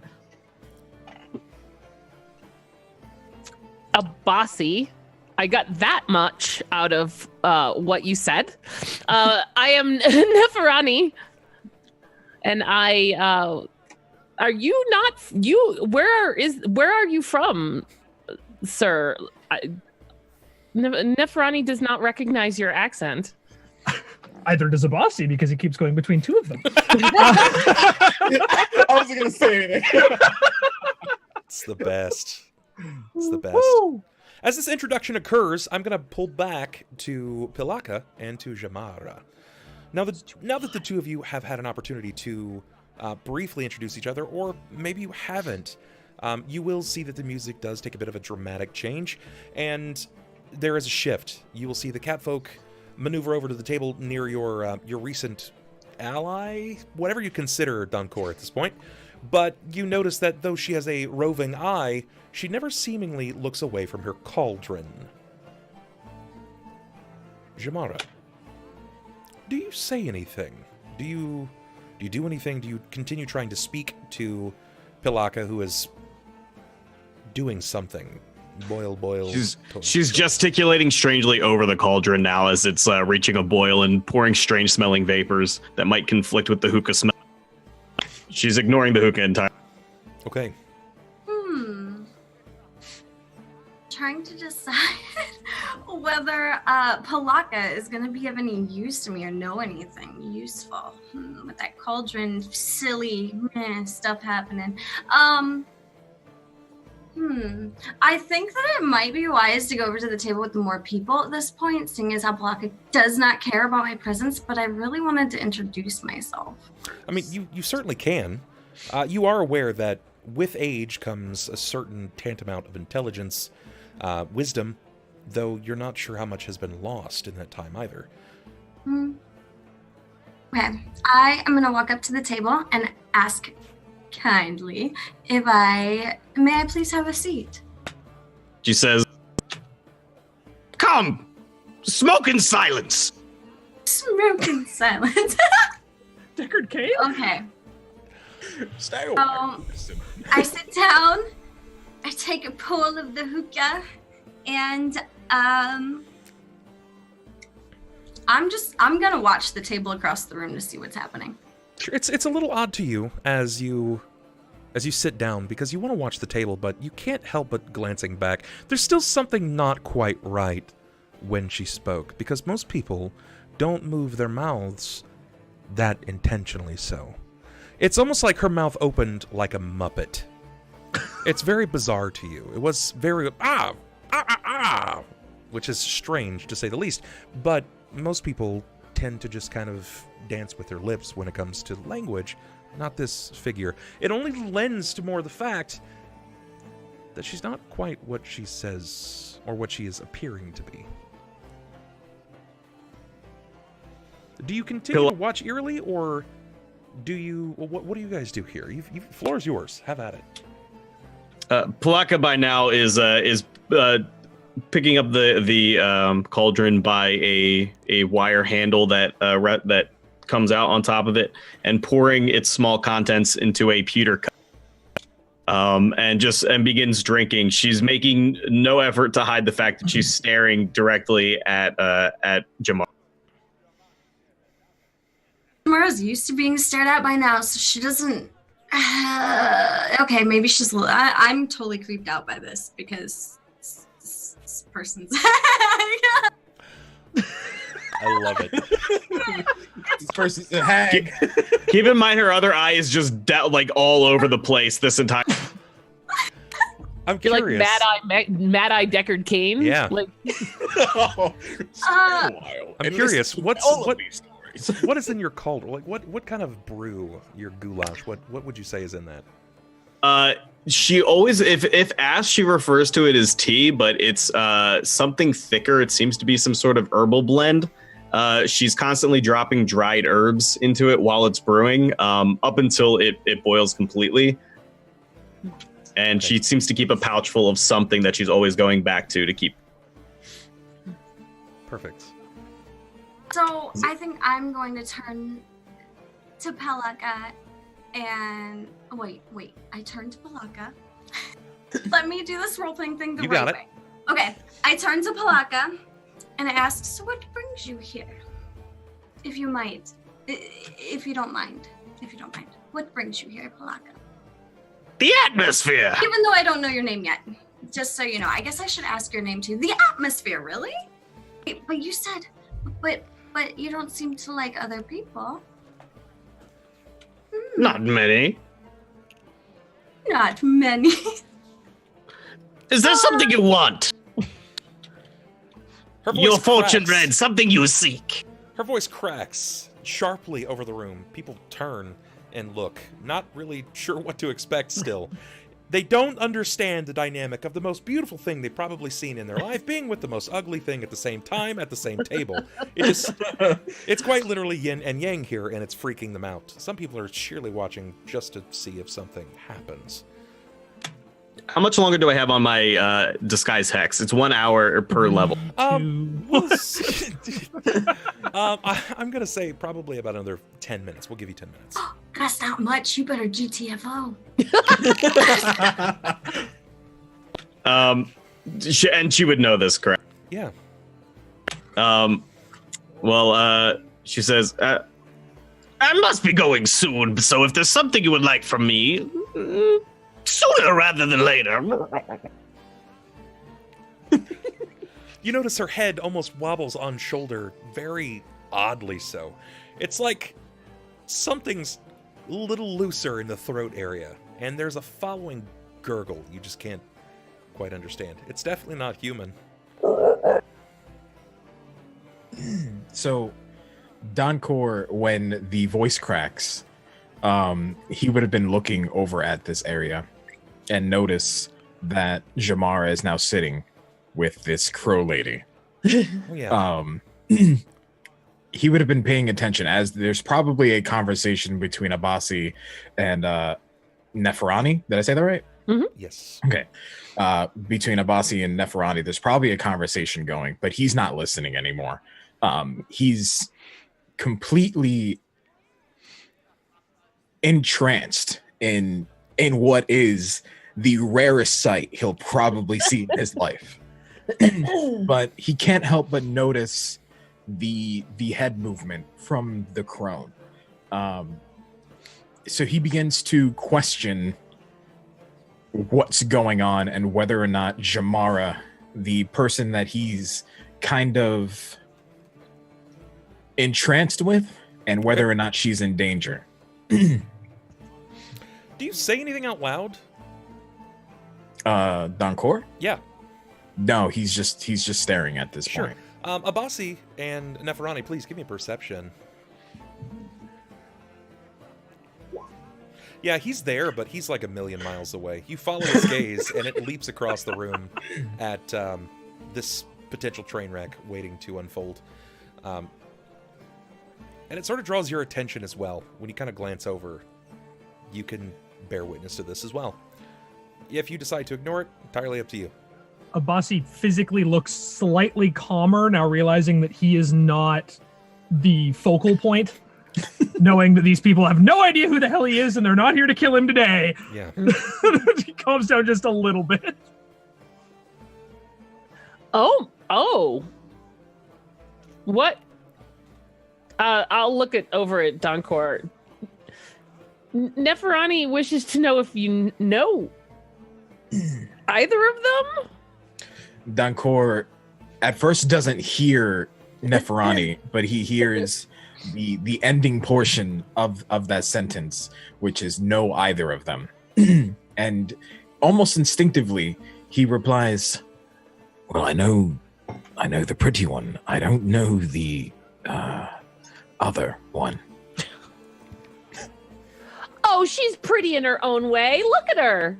If you call pretty something that came out of the Dark Ages, correct?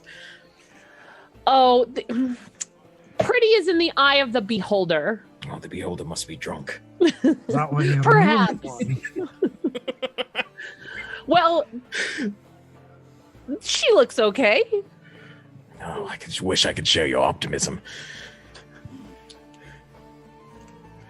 I will say, however, that regardless of what you think, this is such a rare sight, and I might like to begin walking over to my friend. I'm not sure if I can trust this situation. Okay, but will you come back? Because you mentioned something that was very interesting to me, which was why I sat down.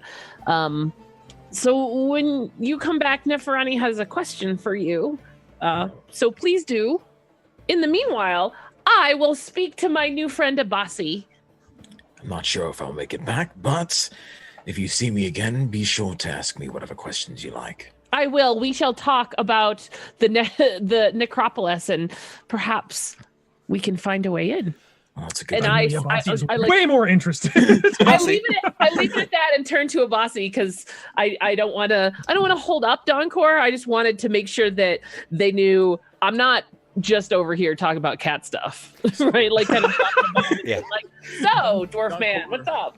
Abasi, give me a perception, please. You'll note that this is a skill that happens frequently. Abasi, when she says Necropolis, she says it so with such buoyancy, such bounciness, that many of the people just instinctively, like, rubberneck over to her right away. It's kind of a tabooed topic. You know that. At least you've experienced it. You can at least see it. When she says that, they look, and you see others kind of, like, look out of the corner of their eyes. They're side-eyeing as much as they possibly can. They want to know what could be so popular to talk about right now, especially with some of the rumors that have been going around town. Now, it doesn't take you long before you hone in on this as well. People seem to be watching. They're listening to the things that you say now, especially since you've so buoyantly stated the Necropolis. Abasi pulls up his shroud a little bit more, looks around the room, and starts mumbling something. Oh, was Neferani too loud? Did I make you uncomfortable? I apologize. Should we talk in whispers instead? It's not the whispers you have to worry about. Look, I've been here for a very, very short period of time, and every time I've said the word, watch, Necropolis! Watch. See? It doesn't take much. You realize that more people are starting to watch. They're looking onward. It's got my attention. Neferani wants to know if you wanted to be subtle. That was not it. It's not about subtlety. Of course people want to get in there. I've been hearing a lot about what's in there. And Have you? Get What have in you there. heard? What have I? Oh, God, you're all like elves with hammers. You've got so much potential and no goddamn idea what you're doing. I've heard it might open soon, and we might be able to go in and see things that nobody has seen. What? I mean, what? I have waited my entire life to... When you say that, the music cuts immediately. Oh, this is going to be the goddamn death of me. I can see it right now. I'll get the Pilakka, bass player. Your attention has been drawn with this. What? Like, it just starkly cuts a swath in the room. You can see this tail borderline whipping with excitement behind Neferani. She wiggles with anticipation. Am I within earshot aside from the loud? Like, can I hear? Probably 20 or so feet. Okay, all right. No, And I'm across the loud enough for that. I hope we're in earshot. Yeah.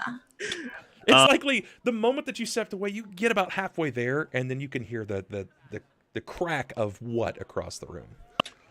Somebody's also been shouting Necropolis. So Pilakka's a little bit interested. She's pretty interested at this point. And she smells a lead. However, she's concerned about the duration of her hex that will keep her disguised and out of the prying eyes of others. So she may be weighing her options.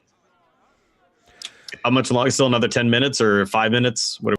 You've probably, like, it's 6 or 7. It's going to be a leisure guess at this point. I'm not going to, like, just hit you with something like, okay, your time's up. You're Right. Yeah. Ding! No, yeah. Too late. Sorry, bro.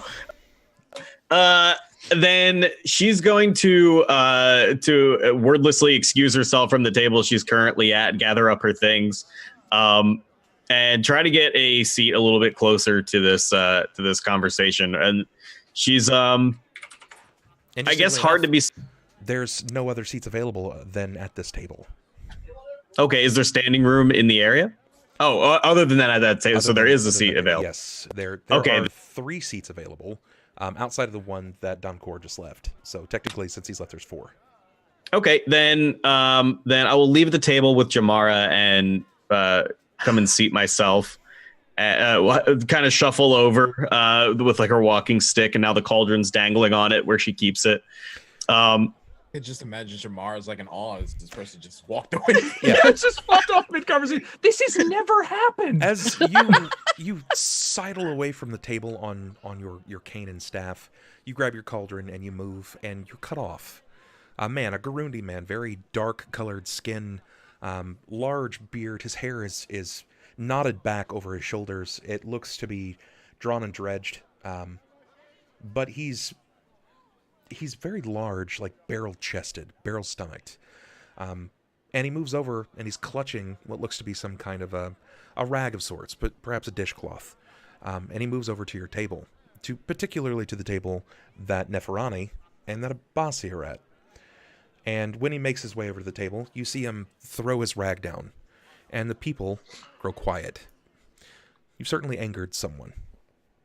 As the people grow quiet, there is this tension on the air, and you see him wave his hand upward and do like a flourish motion. And as this happens, the music will continue. It's almost as if he's attempting to wash away the current spell of the events. And he leans down at your table, enough so. Listen, you have come to Wati, and it's clear that you're new. You don't fit in. This is fine. But there are rules. And of much, you honor the dead. We don't talk about things here. It's wrong. Stick to your shadows. Get a room. But the dead are honored. Please do not break the few rules of the Tooth and Hookah. Or you visit Toothy in the whale.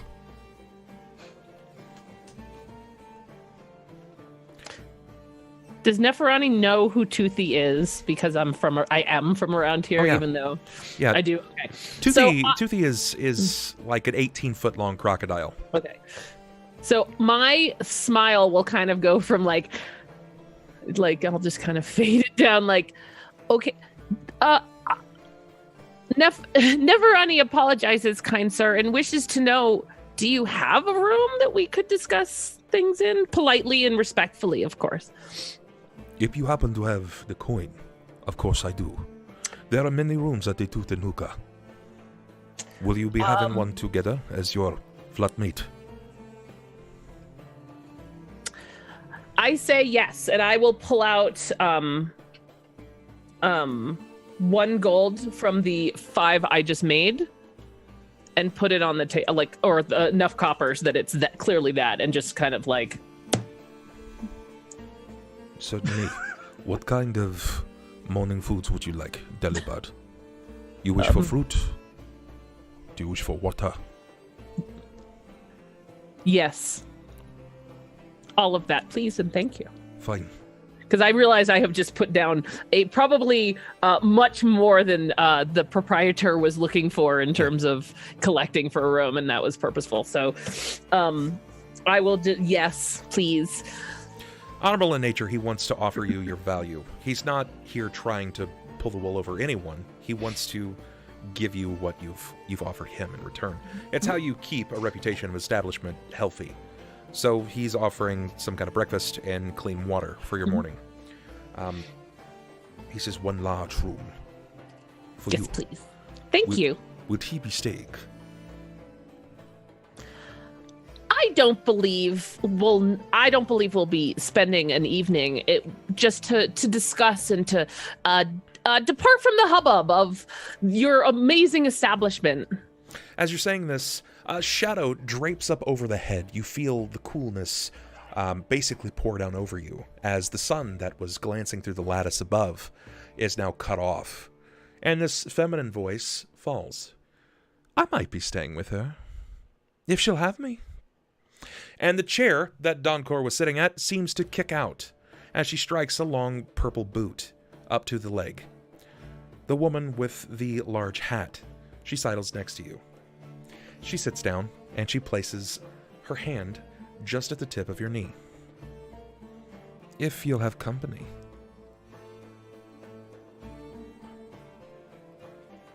I'm just going to look at her for a second and just try to size her up and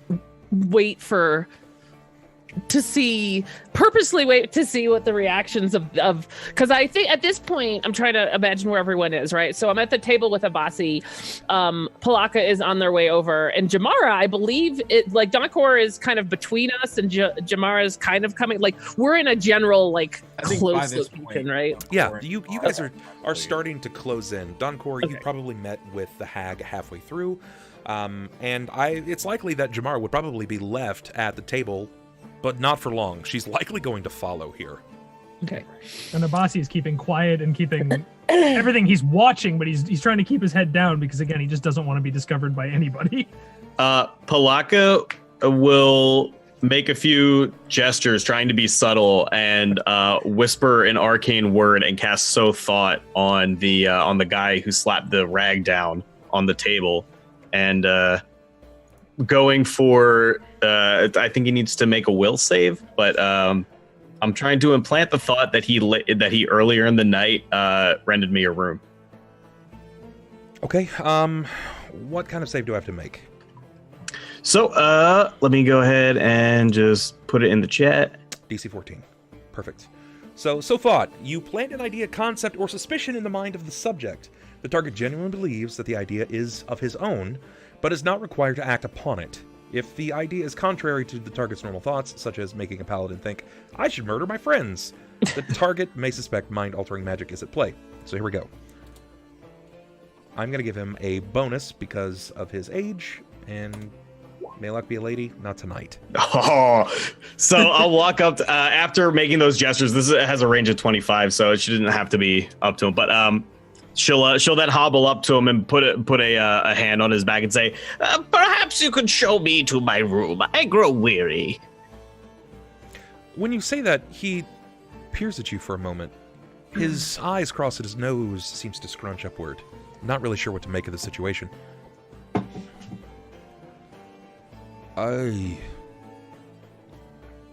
Do you... He looks around. Do you remember which room that I rented to you? At my age, the memory is not so good. Well, what is your name? I have it on recording. Philia. Very well. I will see if it is scrivened in my books. And I will collect a key for you.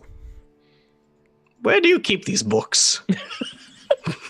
For God's sake. He looks confusedly so. Where the books belong? As they do. Now she's just becoming Yoda, sorry. 100% here. He goes back to behind the counter and he begins rummaging through what looks to be some kind of series of books or ledgers, if you will.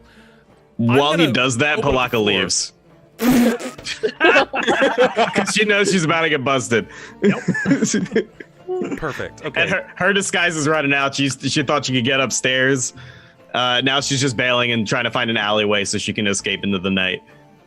All right. Okay, that's fine. We'll do that. You don't exactly move too fast. I'm freaking stuck on this Yoda thing. I was anticipating that. I'm gonna go ahead and what's gonna happen here is I'm gonna let Donkor and Jammara make their way back to the table, and we are gonna take our first break. So everybody can get up, get some drinks, bio, and what have you, and we will be back in about 5 minutes, guys. So behave and all that. Do what you gotta do, and we'll see you guys in just a moment. Bye.